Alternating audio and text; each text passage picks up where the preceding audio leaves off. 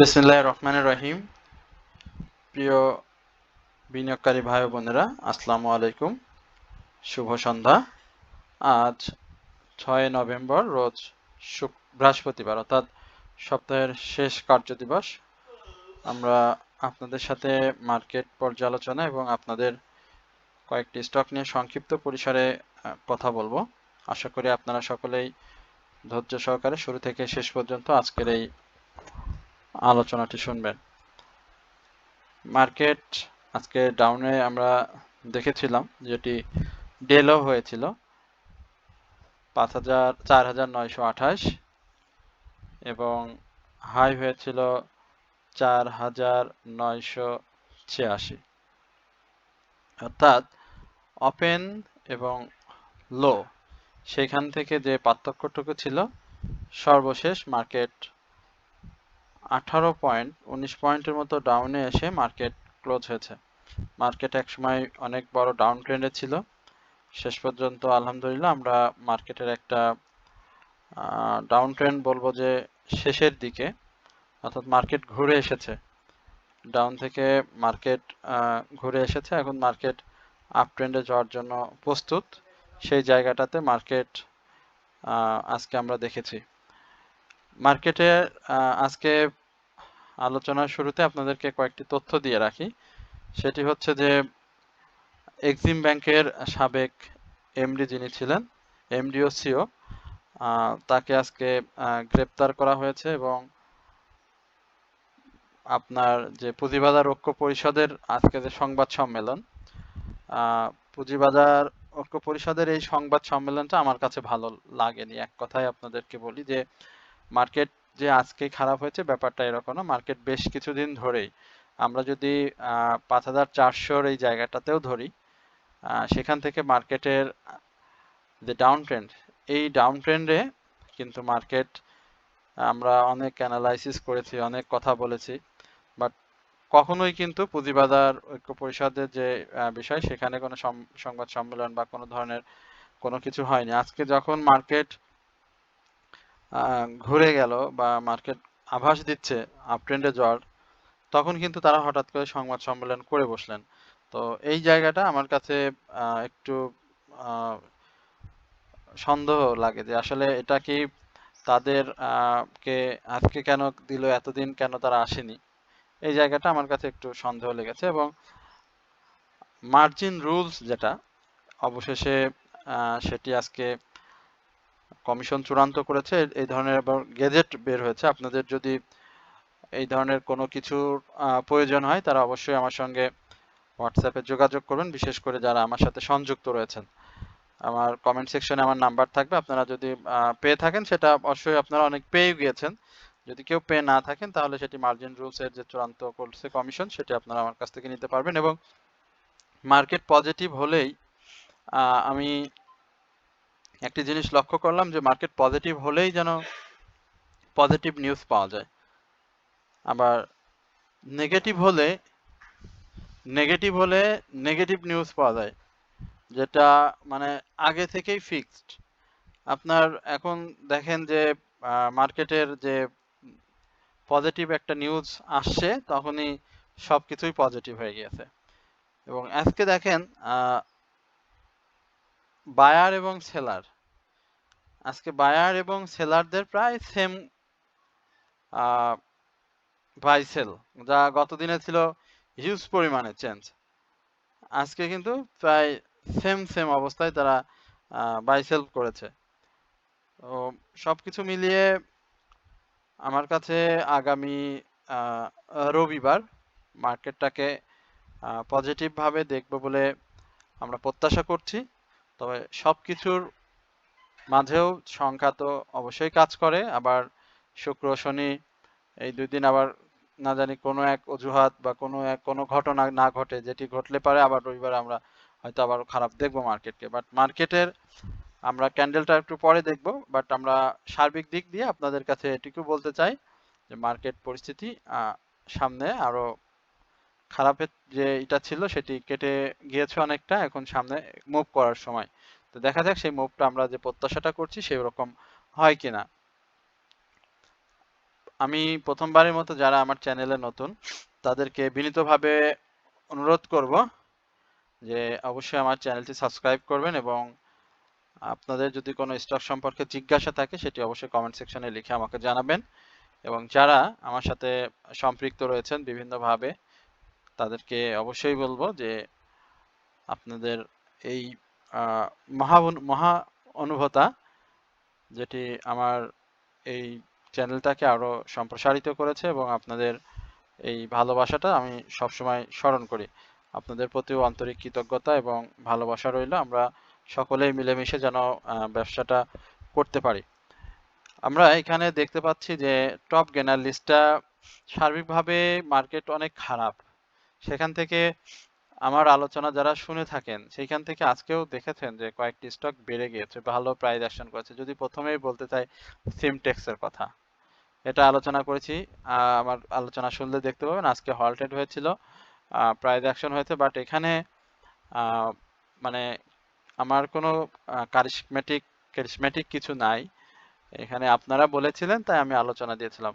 হয়তো আপনারা ব্যাপারটা আরো আগে ধরতে পেরেছেন যে স্টকটি মুভমেন্টে যাবে। আপনারা যেহেতু বলেন আমি সেই স্টক নিয়ে কথা বলি, সুতরাং আপনারা আমার থেকে অনেক বেশি জানেন। এসপিসিএল আমাদের গ্রুপে বেশ কয়েকজনের রয়েছে, তাদের হয়তো আজকে খুব ভালো সময় গিয়েছে। পেনসুলা আজকে ছিল, হল্টেড ছিল, পরে হল্টেড ধরে রাখতে পারেনি। পেনসুলা অনেকেই ছেড়েও দিয়েছেন। অনেক যারা আমরা সোনালী আঁশ রিসেন্ট কথা বলেছি, সেটিও প্রাইস অ্যাকশন হয়েছে। আমরা রানার অটো, দেশ গার্মেন্টস এবং মনস্পুল মানে সবগুলো স্টকই দেখেন আমি পর্যায়ক্রমে প্রত্যেকটা দিনই আগামী গত এক সপ্তাহের মধ্যে যদি আপনি আমার আলোচনা শোনেন, শুধুমাত্র রানার অটো, পেনসুলা এবং সেন্ট্রাল ফার্মা এই তিনটি স্টক ছাড়া আমি 10টি স্টক 7টি স্টকের আলোচনা নিয়মিত আপনাদের সাথে করেছি। তো এই জায়গাটাতে আমার কোনো নাই, বাট আমাদের যে আলোচনার যে স্টকগুলো ছিল বা আপনারা যে স্টকগুলো জানতে চেয়েছেন আলহামদুলিল্লাহ সেই স্টকগুলো পারফর্ম করেছে, এটাই মূলত আমি আপনাদেরকে বোঝাতে চেয়েছি। সেক্টর বাই মুভমেন্টে আমরা প্রথমে ইন্স্যুরেন্স সেক্টরের কথাটা বলতে চাই। ইন্স্যুরেন্স সেক্টরের অনেক বিনিয়োগকারী হতাশ। সেক্টরটার বেশ কারেকশন চলছে। আজকে 8টা স্টক আপ ট্রেন্ডে ছিল, ডাউন ট্রেন্ডে ছিল 33টি। সেক্টর ওয়াইজ মানে এই না যে আমার ইন্স্যুরেন্স কেনা রয়েছে, বাট ইন্স্যুরেন্সের আমি বলেছিলাম যে মুভমেন্ট থাকবে, ইন্স্যুরেন্স লাইফ ইন্স্যুরেন্সের মুভমেন্ট থাকবে। তো সেটি কিন্তু এখনো তারা অব্যাহত রেখেছে। বেশ কয়েকটি ইন্স্যুরেন্সের কথাও আপনাদেরকে বলেছিলাম। লাইফ সেক্টরের 3-4টি স্ট্রিক্টের কথা তো সবসময় বলে থাকি, পাশাপাশি আরো 2-1টি থাকে। তো এই জায়গাগুলোতে নজর রাখবেন। টেক্সটাইল, ফার্মা, ইঞ্জিনিয়ারিং এবং আইটি এই সেক্টরগুলো ভালো করবে সামনের দিনগুলোতে। তো আশা করি আমরা মার্কেট পজিটিভ ধারায় ফিরে আসলে অবশ্যই মার্কেট তার যে মুভমেন্ট সেটি দেখাবে। এরপরে আমরা একটু চার্ট নিয়ে আপনাদের সাথে আলোচনা করব এবং আপনাদের সবাইকে বিনীতভাবে অনুরোধ করব যারা আমার চ্যানেলে নতুন অবশ্যই আমার চ্যানেলটি সাবস্ক্রাইব করবেন এবং এই জায়গা থেকে আপনাদের সাথে যেন আমি প্রতিনিয়ত কথা বলতে পারি এবং আপনারা আমাকে জিজ্ঞেস করবেন যে আপনি কোন স্টক সম্পর্কে জানতে চান। আমরা ক্যান্ডেল প্যাটার্নটা সুন্দর এসেছে, অনেকটা ডোজি ডোজি ক্যান্ডেল, যেখানে আমরা আগামী দিনে মুভমেন্ট পাওয়ার একটা ভালো সুযোগ থাকবে। বাট সবসময় ডোজি আসলে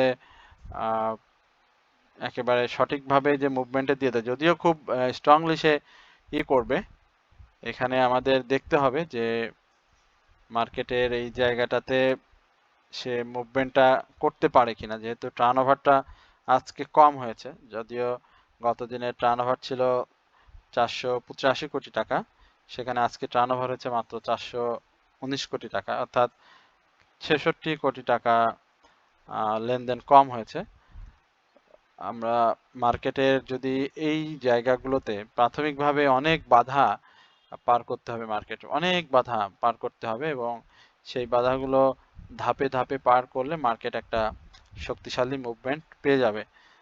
আপনাদের কাছে অনুরোধ থাকবে যারা মার্কেটে বিনিয়োগে রয়েছেন অবশ্যই মার্কেট মুভমেন্টের সময় একটা ক্যাশ যদি থাকে তাহলে সেটি রেখে দেন। আমরা চেষ্টা করব যারা বিশেষ করে আমার সাথে ওয়াচ লিস্ট নিয়ে রয়েছেন বিভিন্ন ভাবে যারা সামান্য অনারিয়ামের মাধ্যমে ওয়াচলিস্ট নিয়ে আমার সঙ্গে রয়েছেন, আমি চেষ্টা করব আমরা যাতে ওই সময়টাতে একটা স্টক বাই করতে পারি, যাতে আমার কিছুটা হলেও একটা প্রফিট আমার পোর্টফোলিওতে যোগ হয়। তো আমরা যেহেতু আপনাদেরকে 3টি ওয়াচ লিস্ট সরবরাহ করে থাকি, পাশাপাশি পোর্টফোলিও ম্যানেজমেন্টে আপনাদের সর্বদা সহযোগিতা করে থাকি, এই জায়গাতে বিনিয়োগকারীদেরকে বলবো যে মার্কেটের যতই খারাপ পরিস্থিতি থাকুক, মানে শক্ত করে আপনার হাতে থাকা শেয়ারটাকে ধরে রাখেন। আমি আজকে খুব বেশি কথা বলছি না, আপনাদের স্টক নিয়ে আলোচনা আমরা কালকে করব। শুক্র শনি আমাদের 2 দিন বন্ধ থাকে। তো এই জায়গাটাতে আমরা আজকে শুধু ইন্ডেক্স এবং মার্কেটের গন্তব্য এবং যে নিউজগুলো আপনাদের সাথে শেয়ার করলাম, সেটি আপনাদের যদি কারো প্রয়োজন হয় সেটি অবশ্যই আমার কমেন্ট সেকশনে নাম্বার থেকে আপনারা নিবেন। এবং আপনাদের যারা আমার সাথে ওয়াচ লিস্ট নিয়ে আমার সঙ্গে সংযুক্ত থাকতে চান, আমি বলবো যে থাকতে পারেন, এটি আপনার জন্য অবশ্যই অনেক ভালো হবে। এবং ধৈর্য যাদের থাকবে শুধু তারা আমার সঙ্গে আসবেন। ধৈর্যের বাইরে ছটফট করা, লস হয়ে যাচ্ছে সেল করে দেয়া, এত দাম বেড়ে এত কমে যাচ্ছে। তো শেয়ার বাজারটা হচ্ছে এরকম যে আপনার 10 টাকা 20 টাকার শেয়ার 1000 টাকা চোখের নিমিষে কয়েকটা দিনের মধ্যে ধাপ ধাপ করে বেড়ে চলে যাচ্ছে। আবার সেই স্টকটাই দেখেন ডাউনে আসতে আসতে আসতে আসতে একেবারে বিনিয়োগকারীদেরকে শেষ করে দিচ্ছে। আবার ওইদিকে বিনিয়োগকারীদেরকে প্রফিট দিয়ে একদম বাড়ি করে দিচ্ছে, গাড়ি করে দিচ্ছে, আবার সবকিছু কেড়ে নিচ্ছে। তো এই জায়গাটা যেটা হয় যে লোভটাকে সংবরণ করতে হবে, যে আমি গেমলিং স্টক বলি বা খারাপ স্টক কোনোটাই খারাপ না। মোটামুটি বাজারে যে স্টকগুলো আসে তারা সব ক্রাইটেরিয়া মেনটেন করে আসে, বাজারে আসার পরে খারাপ হয়ে যায়, ব্যাপারটা হচ্ছে এরকম। তো আহ, এটাই হচ্ছে মূল বিষয়, যে আপনারা লোভটাকে একটু যদি আমরা করে রাখতে পারি এবং ভুল সিদ্ধান্ত যদি না নিই, এবং একজন মেন্টর ধরে যে আপনাকে বাই সেলে সহযোগিতা করবে, অন্তত তাকে তার সম্পর্কে জেনে শুনে বুঝে তার সঙ্গে চললে আমার মনে হয় যে এটা অবশ্যই বিনিয়োগকারীদের জন্য সুবিধা হবে। কারণ অনেকেই বিনিয়োগ শিক্ষায় আমরা কিন্তু সেভাবে এক্সপার্ট না, সুতরাং 1-2 জনের সাথে এক্সপার্ট মানুষের সাথে যদি একটু আপনার ওঠা বসা হয়, বা আপনি আপনার পরিচিত জন যদি কেউ থাকে তাদের সঙ্গে একটু করে ব্যবসা করতে পারেন, সেটি আপনার জন্য ভালো হবে। আর গুজবে কান না দিয়ে গুজবে যে শেয়ারগুলোর দাম বাড়ে সেই শেয়ারগুলো বাই না করি। হাউজের অনেক বিষয় থাকে, হাউজের কথায় অনেকেও বাই করে ফেলেন। সবকিছু একটা অথেন্টিক নিউজ বা অথেন্টিক তথ্য সম্মিলিত কিছু না হলে আপনার শেয়ার বাই করাটা আপনার জন্য ভুল হবে। তো বুঝে শুনে সবাই মার্কেটে থাকবেন। বেশি কথা না বলে আজকে আলোচনা এখানেই শেষ করছি, এবং আমি আপনাদের সবাইকে বিনীতভাবে অনুরোধ করছি অবশ্যই আমার চ্যানেলটা সাবস্ক্রাইব করবেন, এবং আপনাদের যদি কোনো স্টক সম্পর্কে জিজ্ঞাসা থাকে সেটি কমেন্ট সেকশনে লিখে আমাকে জানাবেন। তো সকলেই ভালো থাকবেন, সুস্থ থাকবেন। আসসালামু আলাইকুম ওয়া রাহমাতুল্লাহি ওয়া বারাকাতুহু।